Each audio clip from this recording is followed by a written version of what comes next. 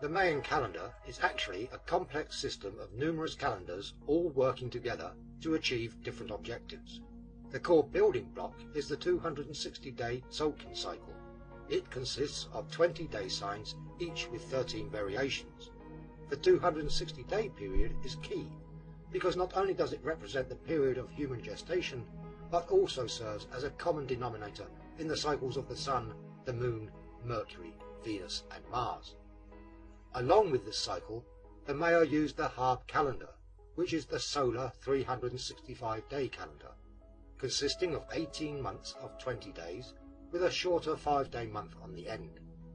The days and months work in a fashion similar to the Gregorian calendar.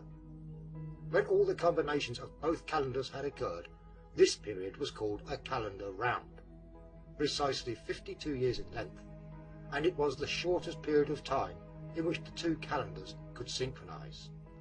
The Maya calculated longer periods of time using a 5-decimal long counting system. In this system, the Baktan was the longest period of time, going down to the shortest being a single day.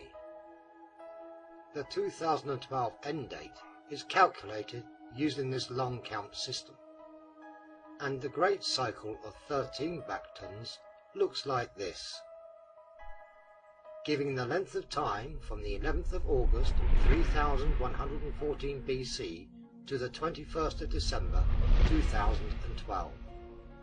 The 13 Baktan cycle has been closely scrutinized and correlated with the Tzolk'in, Harb and our own Gregorian calendar to give us the 2012 end date. It is important to note that the full working of the calendars is much more complex, and it has taken researchers decades to unfold only some of the information left on those monuments and in ancient texts. The Maya calendar can facilitate a better connection between us and nature, because when we study the Maya calendar and we follow the Maya calendar, we can come into closer relationship with the cycles of nature. Mayan time philosophy is based upon observing the cycles in nature, everything from plant growth to the birth and life cycle of a human being, to the greater cycles in the outer universe, the planets and the great cycle of precession, this great 26,000-year precessional cycle. And the Tzolk'in, the 260-day calendar, is the key to all these different domains of human experience. So when we place ourselves into right rhythm, right relationship with this calendar, then we just immediately come into better, more intimate union with nature and with other human beings. Now this business of the prophecy, the 2012 prophecy, a lot of people wonder, where does this come from? Well, it's quite simple really, that in the sort of 18th, 19th century people began to start decoding Maya hieroglyphs. And the first ones that they started decoding were numbers, because that's the easiest point of departure. And they discovered that the Maya had a sort of calendar system of writing numbers with respect to a start date. There were some equivalent dates after the time of the Spanish arrival, which were fixed in our calendar and fixed in theirs. Particularly the founding of a city called Merida in the Yucatan. And they were able to sort of, by doing that, correlate the two calendars together. And then they could say their start date was a date in 3114 BC. And their end date was going to be in the year 2012, 21st, 22nd of December.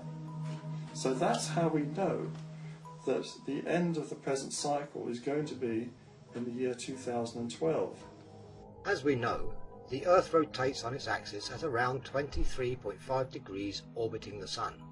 This gives us our seasons, because at different times in the year, different parts of the planet are closer to the Sun.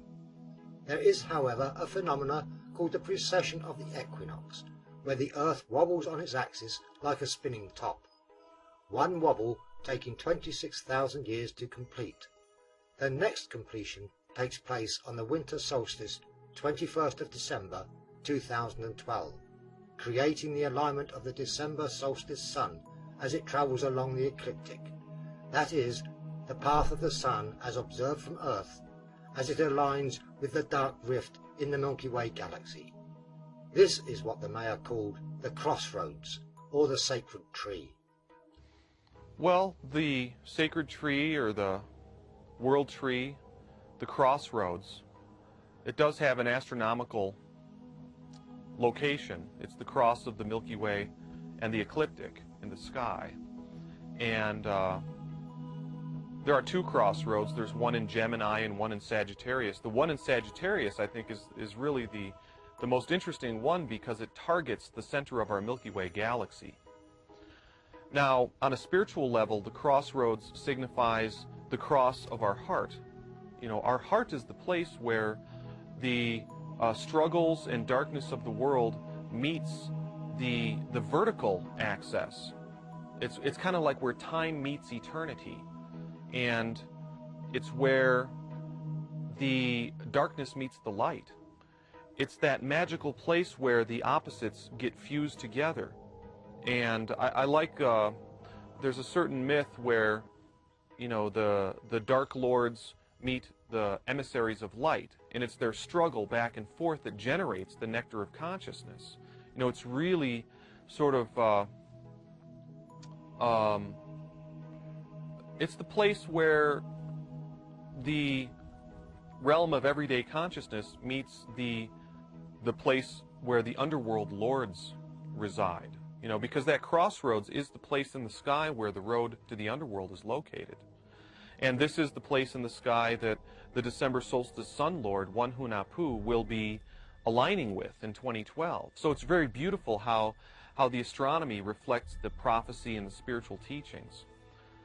The crossroads is the place where we can facilitate our own rebirth and renewal. I think that the temporal location of this is in the years around 2012, but the place where it occurs is within our own hearts. Both such places as Chichen Itza and Teotihuacan are world renowned for their astronomical alignments.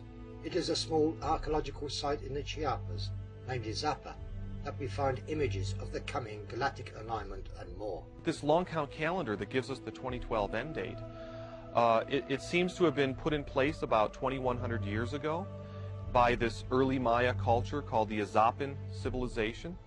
At the site of Izapa, we have carved monuments, and we have orientations that bring in this rare galactic alignment that culminates in 2012. The alignment of the December solstice sun with the dark rift in the Milky Way, right at the crossroads where the Milky Way crosses the ecliptic. This rare alignment takes place only once every 26,000 years. And what I found in looking at the carved monuments of Izapa is that we have encoded here at the site the perennial wisdom associated with this astronomical alignment. It's not just about astronomy.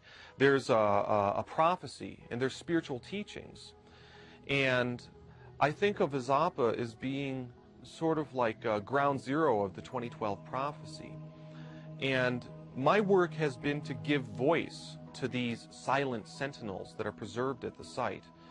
And my intention and my hope is to be a conduit for clarity, and a clarity of bringing back to consciousness this original teaching about 2012. I think it's very important to go right to the source of the revelation, when it occurred, because it seems to be that when a pure download happens and there's this beautiful thing put in place at the very beginning of the Mayan civilization, there is a tendency over time for the original revelation to get diluted or appropriated, you know, becomes codified into religious hierarchies and systems and priesthoods and so on. But I think that it's really important that we plug right back into the original revelation at its source. The spiritual message that's preserved on the carved monuments of Izapa are basically the same message that we find in the hero twin creation myth. So basically the carved monuments are portraying that same teaching that we find in the Popol Vuh. And in that story, it's basically, in a nutshell, it's basically the relationship between Seven Macaw, who is the false ruler, and One Hunahpu, who is the consciousness that's been reborn, transformed by coming back into right relationship with the true cosmic source and center. So this dynamic between Seven Macaw and One Hunahpu, and how the hero twins facilitate the demise of Seven Macaw and the rebirth of their father, One Hunahpu, it's basically the perennial universal teaching about the relationship between the limited ego consciousness and the divine, unlimited, true consciousness. And the spiritual message is that we have an opportunity here at the end of the cycle to sacrifice or surrender the illusions that keep us fixated to that limited state of consciousness that is ruled by the seven macaws of the world. Seven macaw being the vain and false ego, you know, the ego out of control. And you know, ego's always been a fiction of convenience, but at some point in the great cycles of time, humanity lost their connection with the true eternal consciousness, which is our birthright. It resides at the core of our hearts. And when that connection got severed, then ego sort of got deputized to take over that function. And then things kind of just went haywire from there. So the core teaching is about right relationship with the true eternal self, and how at the end of the age we can facilitate that reconnection in our own hearts.